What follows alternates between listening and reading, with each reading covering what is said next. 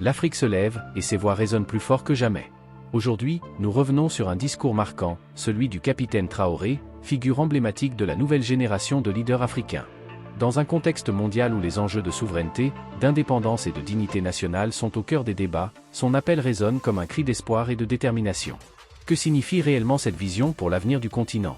Comment ces mots peuvent-ils inspirer chaque Africain? Plongeons ensemble dans ce message puissant qui pourrait bien marquer un tournant dans l'histoire africaine.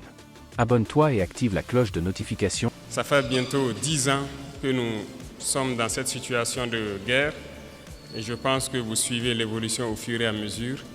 Et j'espère que tout le monde est conscient que nous ne sommes plus dans une guerre de terrorisme, mais dans une guerre d'indépendance.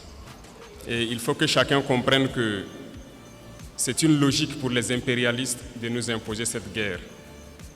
Normalement, chaque leader, chaque dirigeant devrait se battre pour son pays. C'est une logique. Ils se battent pour leurs intérêts et nous devons nous battre aussi pour nos intérêts. Si nous arrivons à nous développer, à prospérer, ce qui veut dire que là-bas, ils ne pourront pas se développer. Ils vont devoir régresser. Si nous arrivons à transformer demain nos matières premières, ça veut dire que là-bas, des usines vont fermer. Est-ce que vous comprenez la logique? Donc c'est normal qu'ils se battent pour mélanger notre société, pour nous maintenir dans cette guerre constante et qu'on ne puisse jamais réfléchir un jour se développer. Et là, ils continueront à se développer eux et nous serons toujours là à exporter vers eux nos matières premières et notre jeunesse en train de souffrir dans la misère, chercher à traverser l'océan pour aller mendier là-bas.